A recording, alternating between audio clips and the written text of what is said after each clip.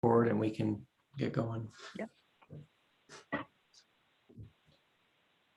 Okay, good afternoon. It is Thursday, May 20th, 2021 at 1:02 p.m. And this is a meeting of the Steering Committee of the Vermont Climate Council. This is a regular meeting and it has been duly warned, and we have a quorum of members of the Steering Committee present. The agenda today is to review and approve 2 sets of minutes, to talk about the agenda for the May 24 Climate Council full meeting, to talk about or get an update on subcommittee membership, and to take public comment. Is there any discussion around the agenda? And I'll let David lead that if there is, and if not, we can start plowing through it. Great. Thanks, Secretary Young. So any quick questions on what we want to handle today in our hour together? Are we good? Okay, great. Let's do it. All right, so we've got 2 sets of meeting minutes to approve. They are hyperlinked in the agenda. I'll put the agenda one more time in the chat just so everybody has it. If you want to click through on those, I'll give you 1 second. So any concerns or questions about the minutes before we approve them? All good from Jared, Liz, Lauren, Secretary Young? Okay, great. So not hearing any concerns about the 2 sets of minutes from April 29th and May 10th. Let's assume those are approved. Thanks, everyone. All right, so let's get into the main thing. Jane? Yeah. I just wanted to actually go back to the agenda. Sorry. The agenda did not reflect that we changed the schedule, the order of components from back to the original Climate Council agenda. And I'd like to propose that, because Secretary Moore is in here, that we put the agenda items in today's agenda to be coherent with or the same as the way we intend to present them at the Climate Council on Monday. Which is the just transitions and equity conversation, then the public engagement conversation, then the milestones conversation, right? Yes, thank you. Mm-hmm. Okay, so that's a great segue, Jane, because that's what we want to get into. I'm not sure this is hyperlinked on the agenda. In fact, I'm pretty sure it's not. So let me just share my screen. And this is the agenda for the proposed agenda for Monday of the full council. And it has these 4 or 3 basically main components. The first component is a conversation on just transitions and equity, and we'll talk a little bit more in detail about that in a moment. The second piece is an update on public and stakeholder engagement, and our consultants, Climate Access and RISE, will be there to give an update on some immediate next steps and all the conversations they had with the subcommittees. And then we're going to have a final conversation about project milestones, right? So those are the 3 big buckets that we envisioned would be what is the best use of our time. It's a roughly 3-hour meeting that we're anticipating on Monday. And what we wanted to do with you is go through each of those 3 buckets in detail to say, this is what we're thinking, how we think we'll handle it. And then sort of as a steering committee, get our heads around making sure we're setting those conversations up for success. Before we go into those 3 buckets in more detail, are there overarching questions or comments you have about Monday's meeting, things that you think are missing that we absolutely need to deal with on Monday, or other feedback on the sort of big structure and the 3 big buckets that we have? Any sort of initial reaction around that before we go into the detail of those 3 conversations? It's Liz. Just Yeah, go ahead. can't quickly find my hand, but do you think there'll be an opportunity, or maybe there's no need, but an opportunity just for even a quick level set on the legislative front? Like, presumably they finished this week. Nothing, obviously, at least as of this moment, has changed with the statute, not expected to. We had some engagement and testimony. I don't know, just like it feels like some acknowledgement of that coming to an end, and I don't know, a quick summary for the benefit of the many council members who don't have any opportunity or reason to follow it might be appropriate.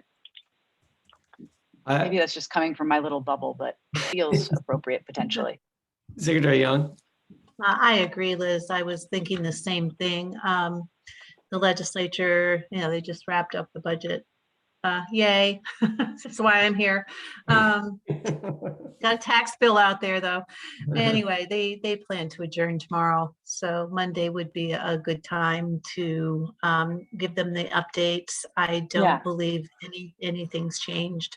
And I do think it's important as well, because there was a 7 days article this week, that I think was critical from the Senate side about this notion of a draft. And I think we just need to put it to bed that we are going to have a final version of whatever we produce, and the legislation has not changed to provide us the flexibility to do a draft.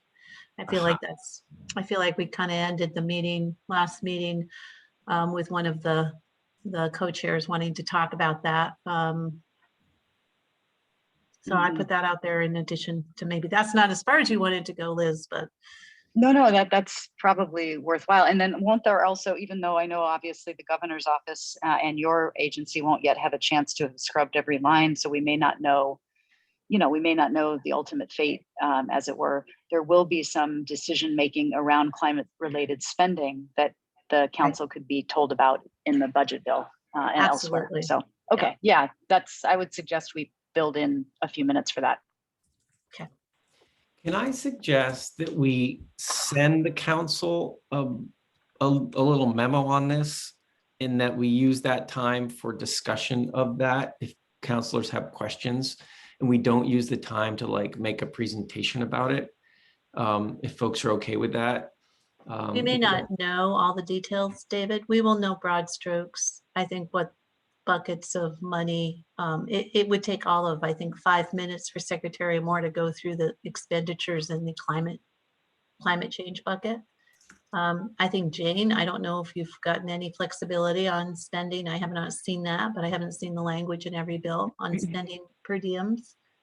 And that there's been no changes to deadlines or any other aspects of the Global Warming Solutions Act. So, I mean, frankly, I'm going to be selfish about this. Going through the bills with a fine-tooth comb is not going to happen until over the next couple of weeks. And so we will speak in broad strokes.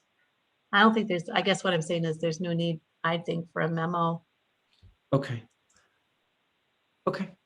All right, so we'll make some time to lay that out. And if there's questions about it, it is very interesting in the context of the milestones conversation. So I wonder how we maybe dovetail those two. Okay, other overarching conversation about this, Jared?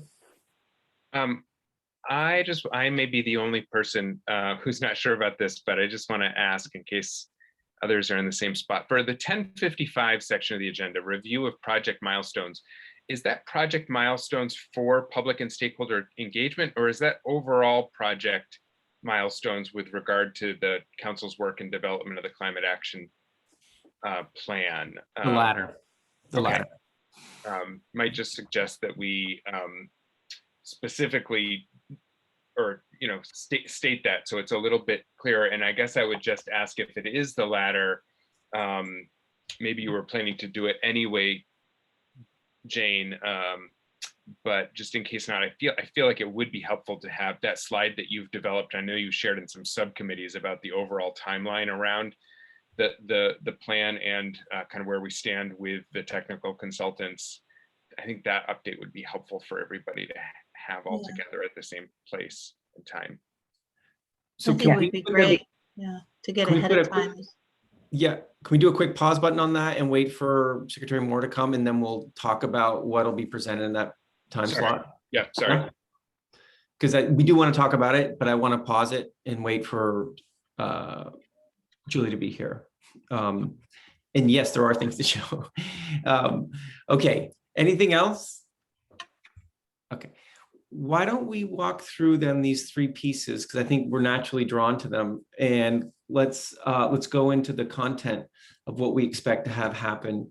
For just transitions and equity in the climate work, Jane will say in just a moment about this third bullet, which is the genesis of this, but essentially we're thinking that it's important in each of our council meetings to have a space to address the issues of just transitions and equity. In this meeting, what we're assuming will be a good use of time, and here we've really put in some time for this. We put in over an hour. First, we've invited UVM professor to come give us an inspirational talk. She did this already for just transitions in that workshop, and we think it's helpful grounding in sort of the vision, and Jane can say a little bit more about that, but having somebody external come in and say a few words, we've signaled, I think, what, Jane, 15 minutes or something for her to do that. And I am forgetting her last name, and I apologize. So Jane, can you help me out here? Yeah, Bindu Panikar. Yes, Panikar, yes. Mhm. She's great. And so that's been lined up. We then are asking the co-chairs from the Just Transitions subcommittee to give a heads up about what's coming in just the coming days, because as Chris knows, the Just Transition Subcommittee is tantalizingly close to having a draft document that lays out principles, as well as a definition of frontline impacted communities, as well as kind of a cheat sheet of key questions that subcommittees should be asking themselves.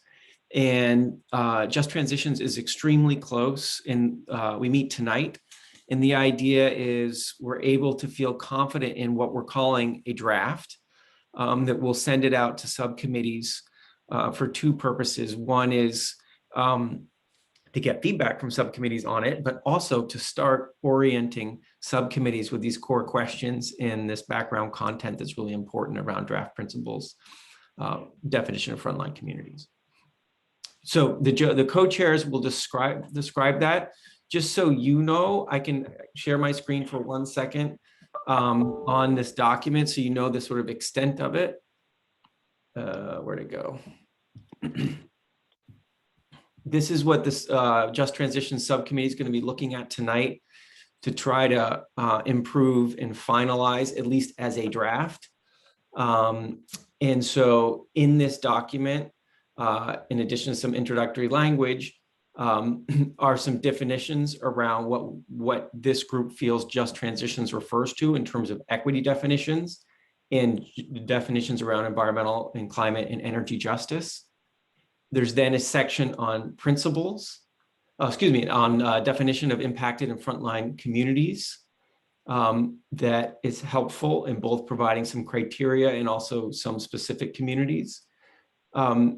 And then there's these principles, and we won't look at them right now, but there's a set of principles around what Just Transition means and for the Climate Council's work. And finally, for the subcommittees, there are these questions at the end we're calling sort of self-assessment and policy design questions, which are a handful of questions designed for subcommittees to guide their own thinking in this initial process of developing recommendations and then evaluating those recommendations over the summer and into the fall. Okay, so that's what is almost ready for all of you, and we will on Monday be in a place where the co-chairs will be able to say, this is what you can expect from us in the coming days as we get you this document. All right. So that was bullet number 2 on this. And then bullet number 3, Jane, do you want to say a little bit about how your thinking has evolved and what you expect the council will be doing going forward on this?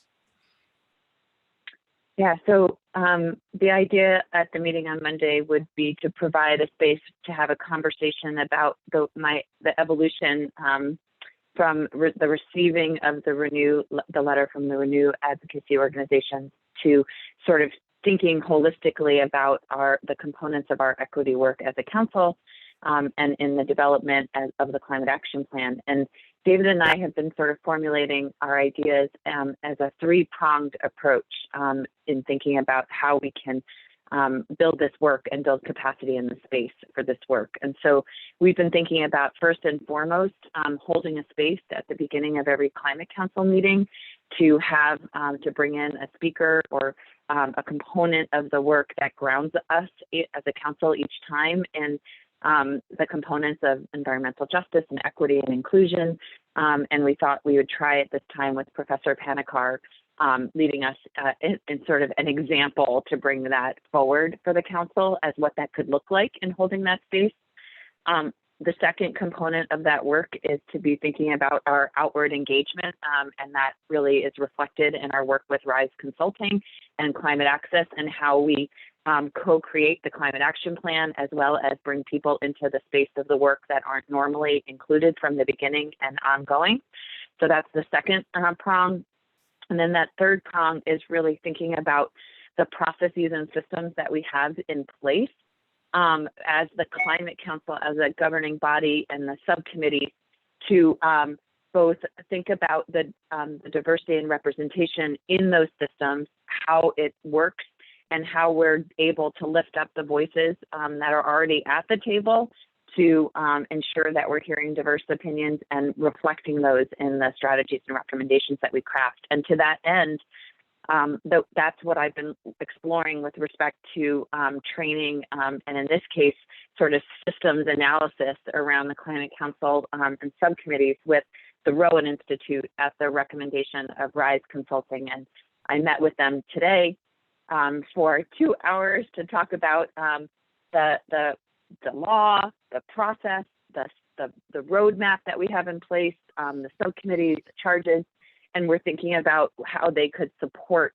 our work both now and ongoing to ensure that we create a process that is iterative and reflective and in core to our integrity in putting forward a just and equitable process through the body of work that is the Climate Council and subcommittee. So that is not fully framed out yet, but it's a recognition that we can't only be thinking about how we further engage with Vermonters, we have to think about the systems and processes in place to rise up and elevate voices from within as well.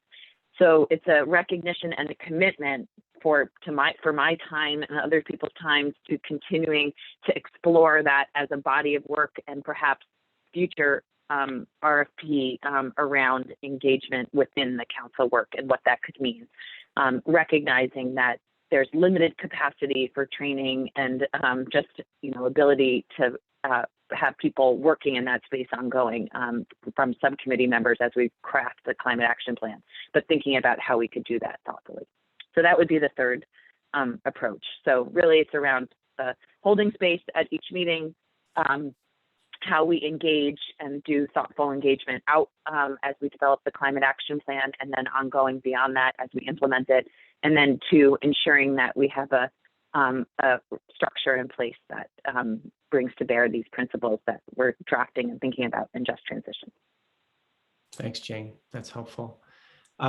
Chris, you've had your hand up. I want to make sure that I didn't jump over a comment you wanted to make.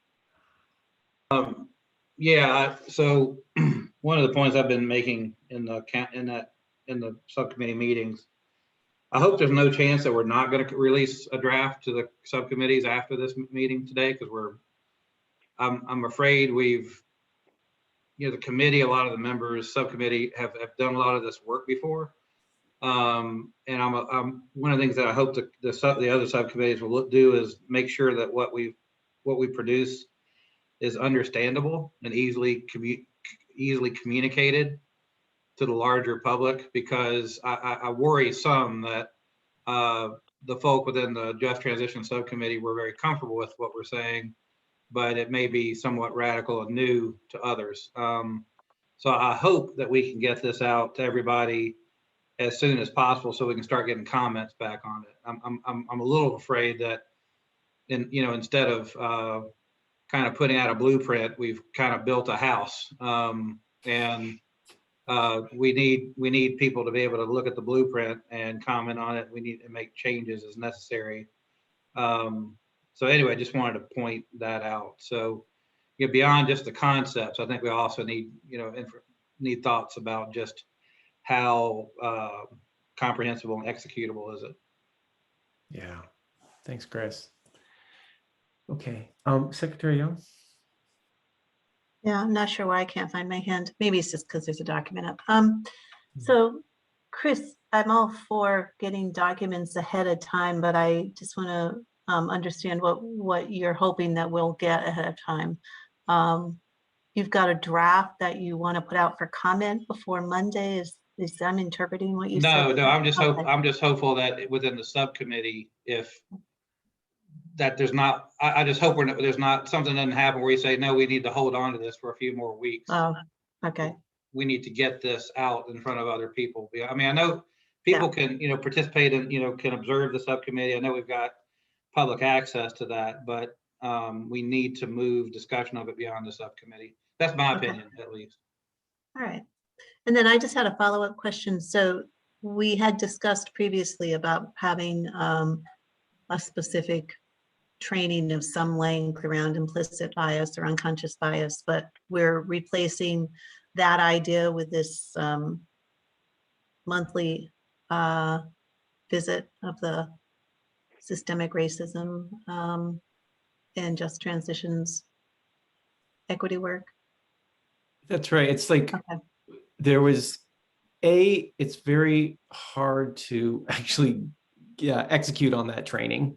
And that's a challenge. But B, particularly, and Jane can speak more to this because she's been leading the conversations with the Rowan Institute and others, there's a sense of it's actually more impactful if you are consistent in revisiting and talking. And so having every time we come together some touch point around these issues, and then making sure we have those two other pieces of the three-pronged approach, which is we're very thoughtful about our public outreach and engagement, and we do some analysis internally with people who are competent, like Rowan Institute or others, about internally how is our function, how do we function in a way that is just and equitable, and that seems to be the best approach, as opposed to saying, okay, we're all going to do a training on such and such date, and that's so. No, that's all I need. Thank you for that.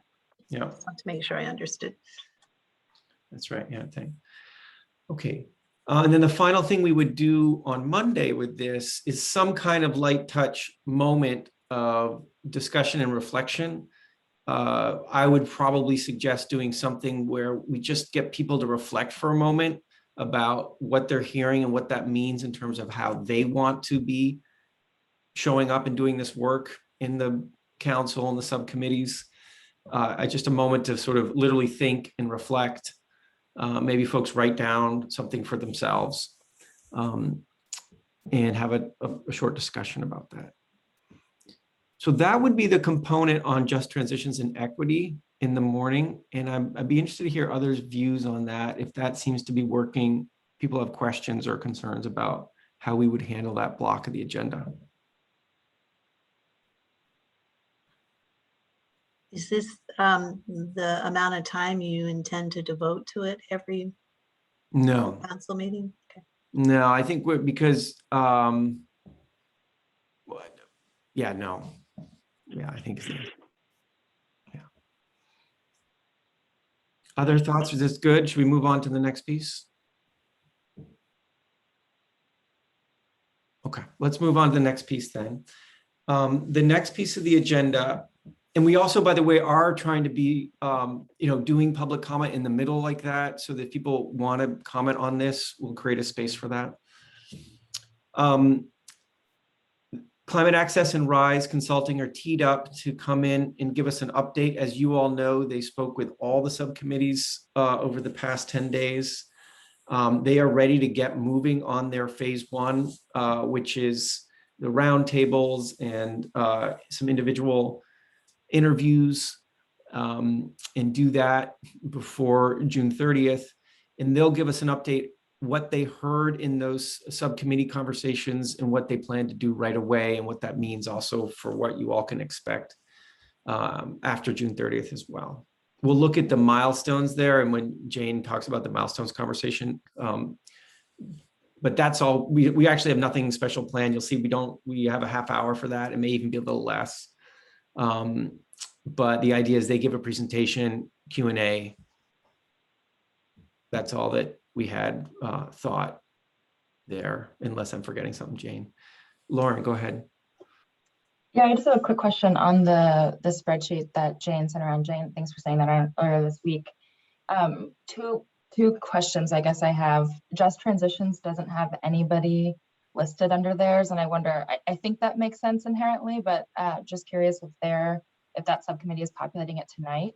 And then just a note that because the co-chairs of cross-sector mitigation opted out of doing that popcorn identifying stakeholders and interested entities, I'm looking now, there are only 4, which seems incredibly concerning. So I just wondered if there's a way to make sure that we're populating that if we're not on that subcommittee, or if we're liaisons to it, if we can add to. Yeah, so the opportunity to populate that went out to all the subcommittees again this week, earlier in the week, when we shared the spreadsheet with the co-chairs. And I will say that one representative on cross-sector sent me last night 3 separate spreadsheets that they want added into this spreadsheet, but they didn't go ahead and populate the spreadsheet. So there is definitely input from cross-sector that isn't being reflected on the spreadsheet that you're seeing right now because it was done independently. And I've shared those with the consultants suggesting that they'll add them in, I guess. And then I will just, and one other cross-sector mitigation person sent an individual 3 or 4 stakeholders that they wanted to see. So 2 have populated it in the various ways. And with respect to Just Transitions, it was presented the same opportunity as other subcommittees earlier this week, but RISE and Climate Access are going to Just Transitions tonight to use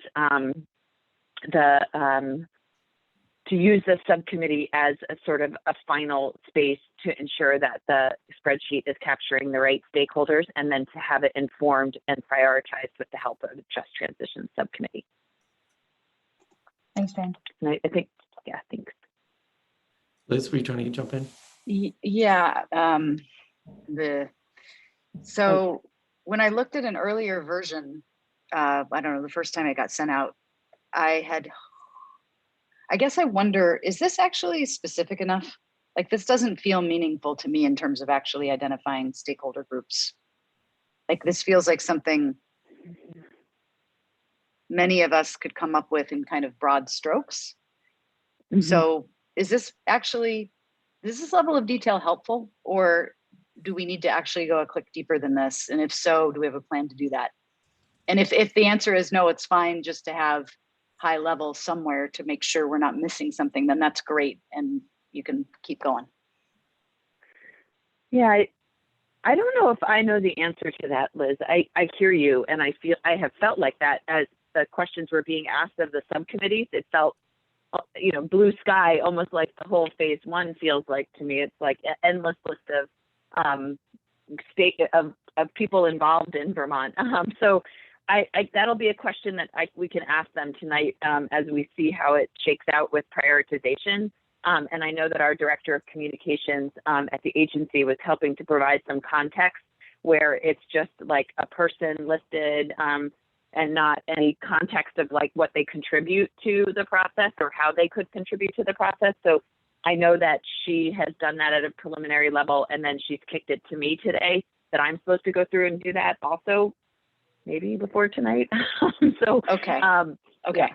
I mean, when I first saw it, I guess I have to admit I did not dig in because I was concerned at not really adding value. I mean, like, emergency responders, how do we actually operationalize that? Whereas if someone wanted the actual points of contact for various more at-risk regions in the state than others, that's something we could operationalize. So I just wasn't sure at what level, like, my engagement or, maybe some others would actually be helpful. Right. So anyway, okay. I would only add, I very much had the same reaction, Liz, as I looked at this earlier today, was just a little bit overwhelmed with where to start. And I think absent the points of contact, and frankly, I'm not sure a lot of these organizations or these sort of groups of potential stakeholders lend themselves to having a singular point of contact. I am a little bit worried about what comes out the other end of this. So appreciate you raising the concern, and that glad to hear that Jane shares it, and look forward to seeing how we can make this a little bit more operational. Yeah. I'll just say that my expectation is that will somehow happen between today and Monday, and what is synthesized and presented to the Climate Council on Monday by them will include, a synthesized and prioritized list specifically around the interviews and roundtables for this first phase, in a way that hopefully will be reflective of more specificity that you're looking for, but also will feel like the right myriad of folks to have around the table. So that, I think, will be the more critical component, is to be reflective in a way on Monday at that final list. Okay. Okay. Anything else on this? I mean, this is the kind of conversation I imagine happening on Monday too, right? I'll just note, I'm going to talk to Just Transitions about this again today too.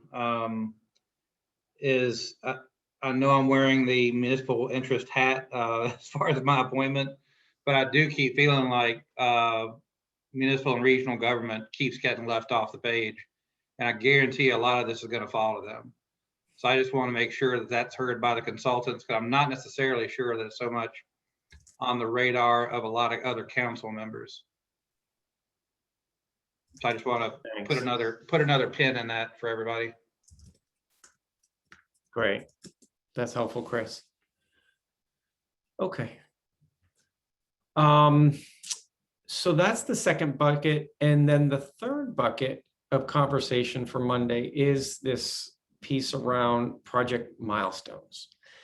And here I know that Jane and Secretary Moore have been doing some thinking. Jane has a new slide that looks specifically at milestones. You have the slide as well that you presented last week to this group. So some combination of those materials. I wonder, Jane and Secretary Moore, I'll turn it over to you to say how you want to talk about this in milestones. I'll drop my screen in case you want to share. Sure. Just to give Secretary Moore some credit, this is like coming fast and furious. So Julie and I have talked about it, but this will be her first time seeing my latest iteration of the slide also. So, so let me see. So my idea on Monday is that I do think, as Jared mentioned earlier, is that that slide that was presented to all of you in conjunction with the co-chairs at your last steering committee meeting around the that tries to envision the process between now and next winter and the different components along the way. It seemed worth sharing again at the meeting.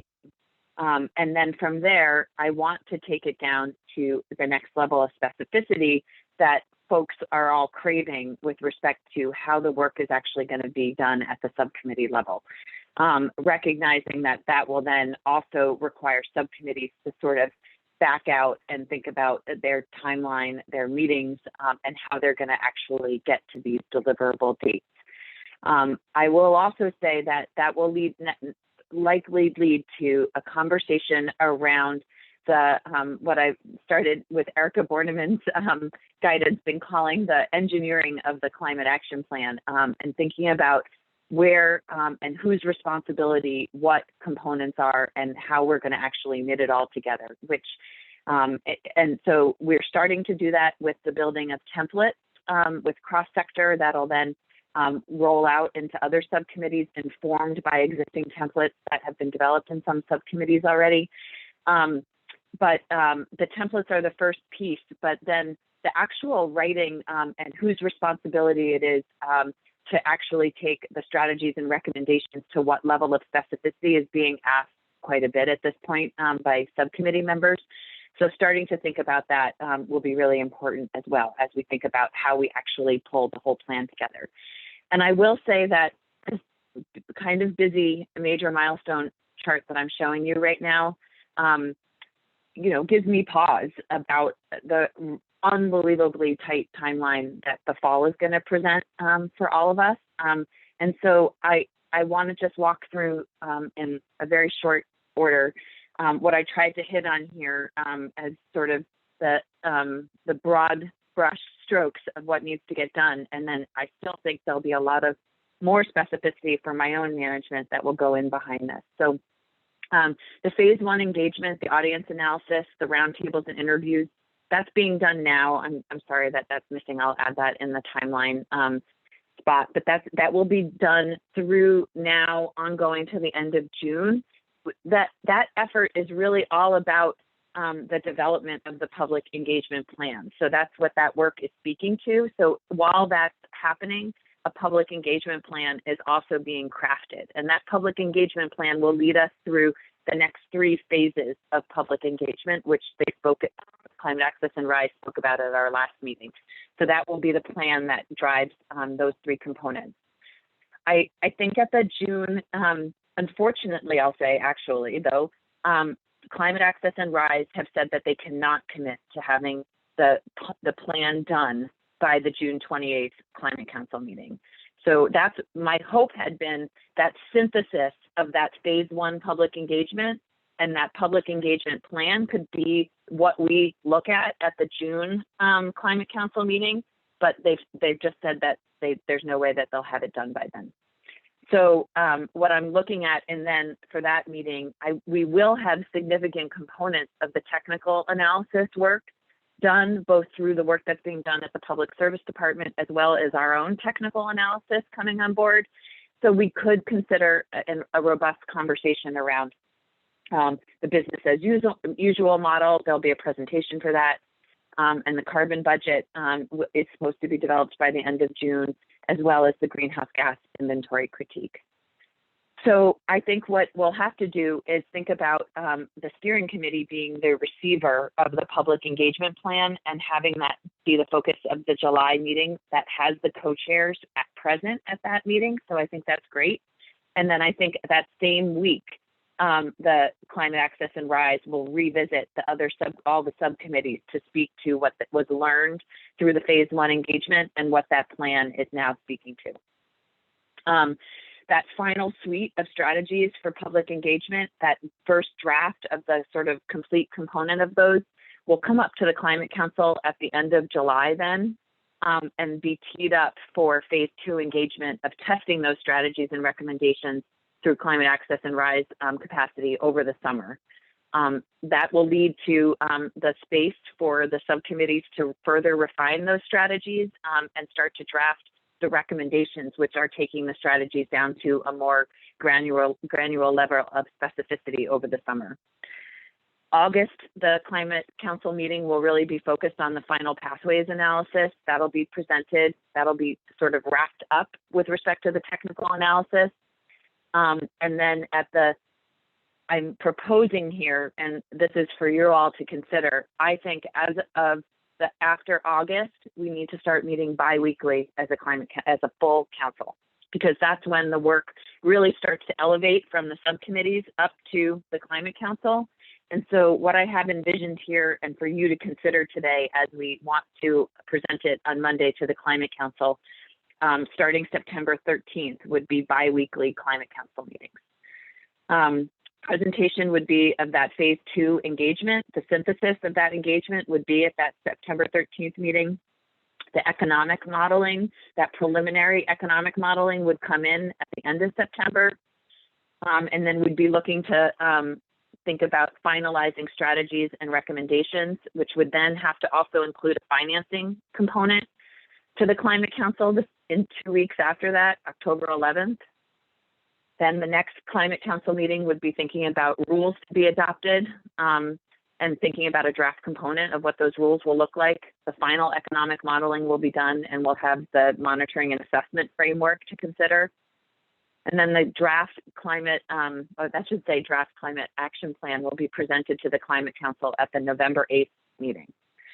Revisions to the plan, and then we get to December 1st for that, our comprehensive climate action plan to be adopted.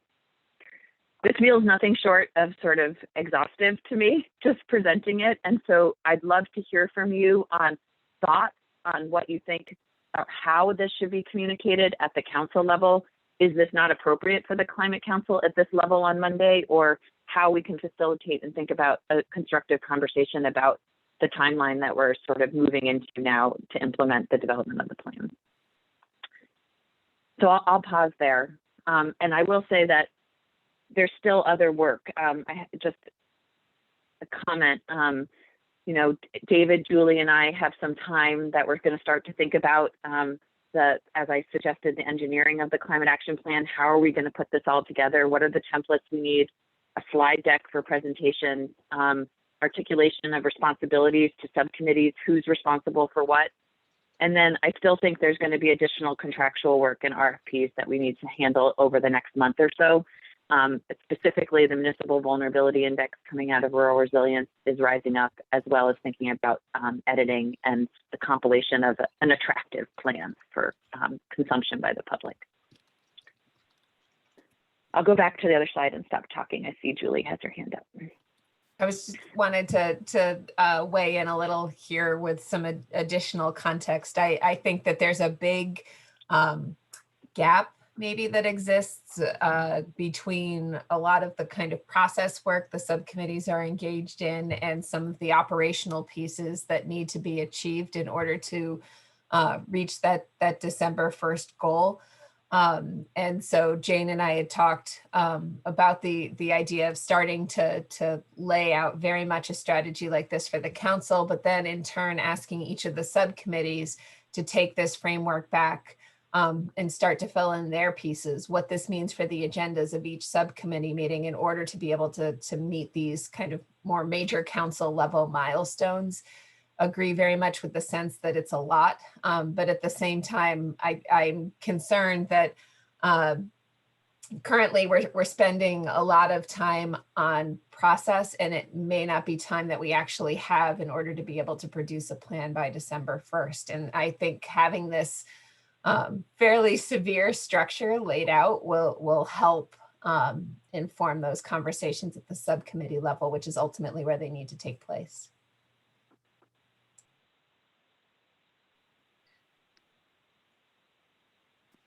Sorry, I'm on mute. I was saying, Chris, go ahead, please. Yeah, the only I was just gonna suggest that, I don't know about if you guys in your lives and work lives and other things are running into this, but I know that among staff and then our commissioners and other folk, there's a lot of pent up demand for travel and other things over the summer months, that you can't say don't do it because, right, these are like, you know, finally getting to see family, friends, other things. So we just need to calculate that. Not that everybody needs to tell Jane what their availability is going to be or their subcommittee chairs, but we should probably just plan on some of the summer engagement being a little sparsely attended. I'm seeing it already. So just a heads up about that. And I put in chat, I hope we're starting to think about some in-person meetings at some point. I would, like longer duration meetings in person, because I still think, as useful as Zoom and Teams and other remote platforms have been, is still not a replacement for actually having a conversation face to face, even if we have to travel there. But I do think having that remote engagement, that tool, as long as we have good, equitable, rules of engagement and best practices and all, that would be necessary too. Thanks, Chris. Lauren? Well, I think I'm just surprised that the person who's farthest away from likely center area, Chris down there in Wyndham, is the one promoting in person. So I did want to echo Secretary Moore's comment that this getting this more detailed timeline and clarity out to the subcommittees so we can kind of understand our work plans moving forward will be incredibly helpful. One thing that I can't really tell in here, and probably worthy of note, especially as we think about subcommittee workload and climate council workload, is the who is actually going to be creating different sections of the plan and plan development and who will be involved in that. The way that it reads now, it says draft climate action plan presented to climate council, makes it seem like councilors aren't necessarily involved in that. And just since a lot of the actual strategies and recommendations will be coming from subcommittees, I would assume there would be some development and drafting within that structure. Yeah, that's great. Thank you for that. Yeah. Okay. So what we're hearing on this, first of all, is, it's harsh to see this in black and white because it makes you realize how tough this is going to be. And this should quickly go to the subcommittees so subcommittees can figure out their timing. The who does the drafting in the end is a big question. I think it's not, my dog might start barking. I'm just going to warn you. It is not,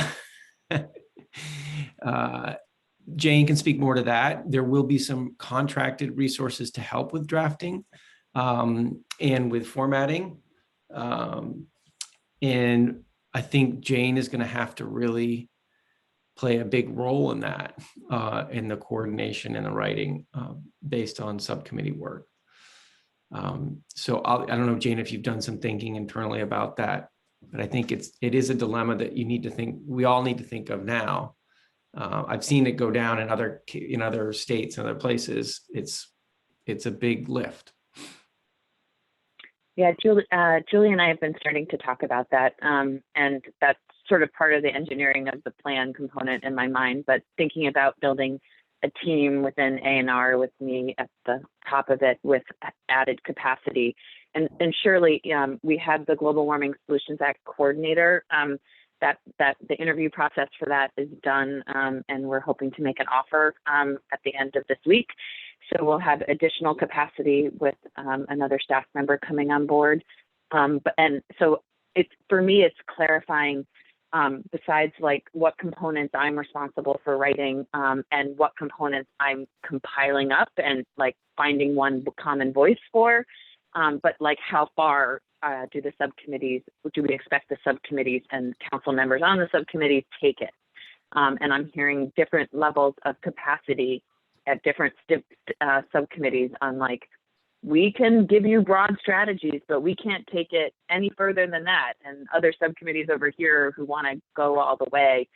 So trying to sort of set reasonable expectations about what we get to knit together as a council and ultimately as the writer, I think will be really good in the next few weeks. And then, of course, thinking about added capacity around professional editing. And then just, as I keep saying, what makes the plan look pretty and what for people to read, the beautification of the plan will be important also. Okay.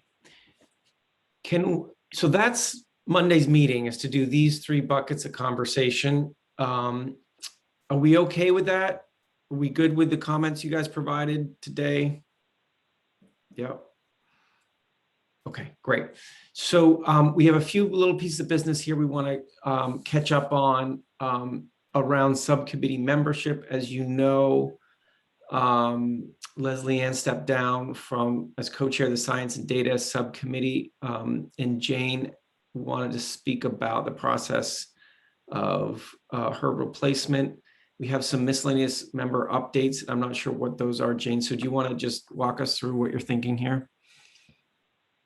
Sure. The subcommittee membership, we were going to appoint liaisons officially and an additional subcommittee member that we hadn't actually done yet. So I'll do that, but let me first speak to Leslie Ann. So this is a little bit of uncharted territory. I just want to suggest that Leslie Ann has stepped down as co-chair. She was occupying the co-chair position that was filled by a council member that was a House or Senate appointment.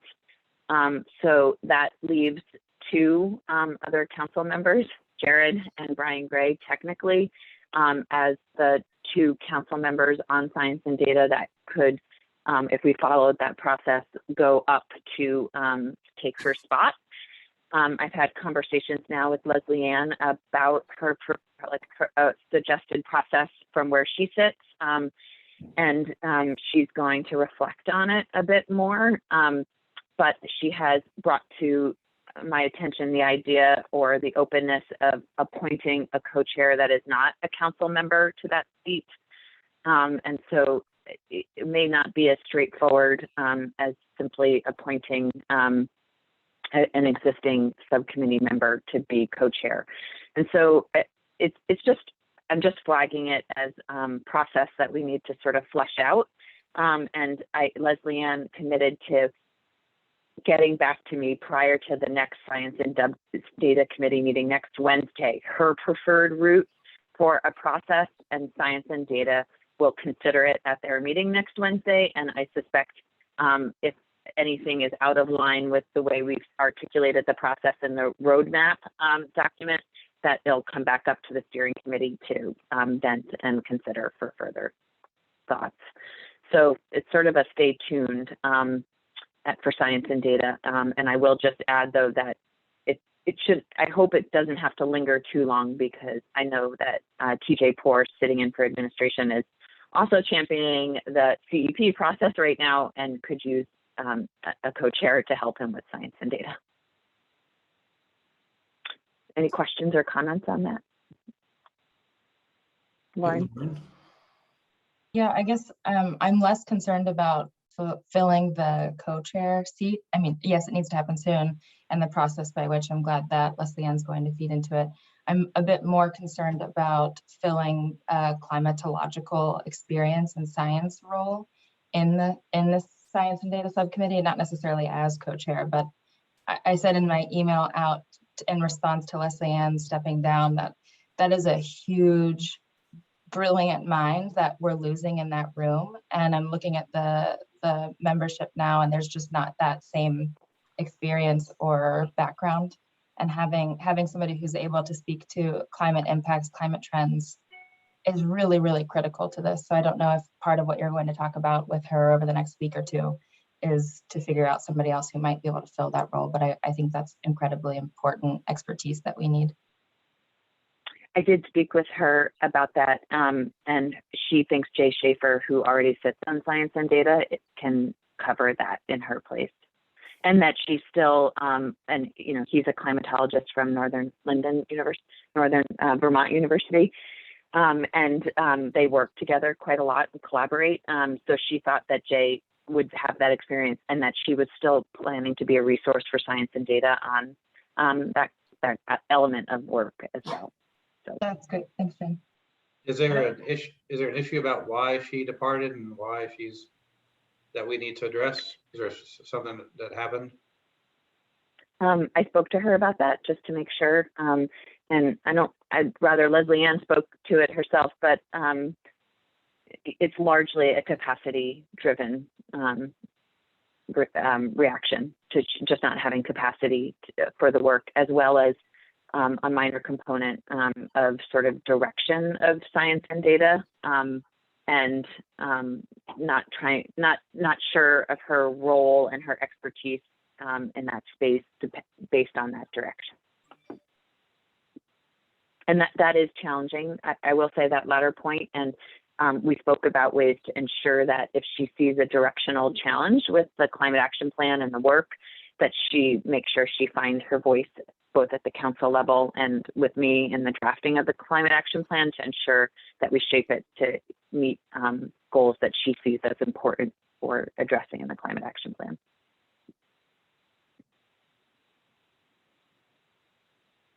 Julie, did you want to add to that? Secretary Moore. Yeah, I just wanted to add that I think that there's a challenge in thinking we could somehow replace Leslie Ann's expertise. Her expertise is fairly particularized, and certainly within Vermont is very unique, and just I agree that I think Jay Schaefer has a lot of skills to bring, and certainly the ability, I think, to reach back and tap into some of Leslie Ann's expertise on an ongoing basis. But I don't want to assume that we can sort of swap one person for another, because I think she's got a very unique skill set, and it'll be missed.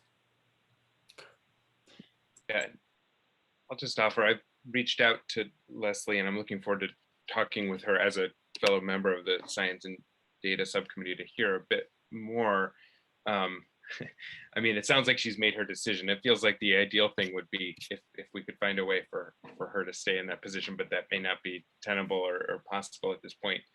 I'd also just reflect that, like, I do think part of the chat, and I, mostly would, of course, defer to her, and I haven't had the chance to talk to her about it, but I do think that there is something about the nature of the timing and order of the work plan of science and data, which, because so many of the questions about the greenhouse gas emissions inventory, the carbon budget, and the mitigation strategies are coming to the fore first, those first pieces of the work plan aren't yet really fully engaging her set of expertise, which is more on climatological impacts, climate impacts, droughts, kind of future forecasting.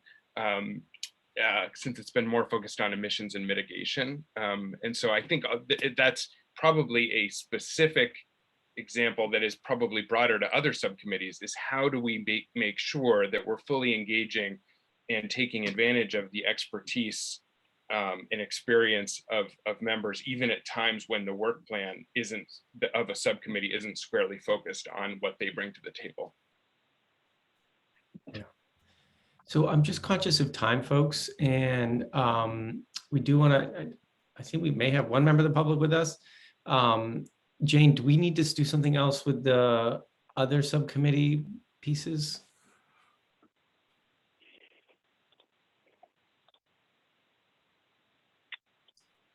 Okay, so just briefly, the highlighted members below all are liaisons from one committee into another committee, except for Kashka Orlo, who has been on the Just Transition subcommittee for more than a month now. But we've just neglected to bring it up here with all of you. And Kashka brings, she's representing low-income communities in her work with Just Transitions, and has been a great addition to that subcommittee in her thinking and opinion. So, and the others are just a recognition that Just Transitions has been thinking a lot about having their members represented at other subcommittees, and so this is their liaison list, as well as the only other one is Chad Farrell from Rural Resilience, because of the connection around mitigation strategies and the impacts on rural communities, is sitting in on cross-sector now. Oh, and Chris is sitting in on cross-sector from Just Transition. Great. So unless anybody has any complaints, I'll just update this and make this the final subcommittee membership now. Great. Any concerns about this, folks? Okay, great. Okay, so let's just do a quick check-in. If somebody's listening or I don't see them online and would like, a member of the public would like to make a comment, this is a great time if you're listening in. If folks want to make a comment, just give it a second. Anybody listening in to our call today wants to make a comment, this is the time to do it. Okay, great. All right, so we talked about the agenda for on Monday. Thank you for that feedback. We will update that, and we will be presenting the documents. Jane, I think you got the green light to present that Milestones document as it is. So we'll be doing that. And I think that's it. Any last business before we finish up? No, thanks. I guess we'll be looking for the final agenda and documents before the weekend, or? Oh, yeah. Yeah, Okay. no, my hope is that tomorrow morning, we are posting the agenda with all related documents. Great. with the only caveat of the just transitions piece, figuring out what exactly the co-chairs feel comfortable presenting on Monday, though. Okay, thank you. Okay. All right, folks. Thanks so much. Good to see all of you. We'll see you on Monday. Bye-bye. Thanks, Thank everyone. you. See Bye-bye. some of you in an hour. Yeah, see you in an hour.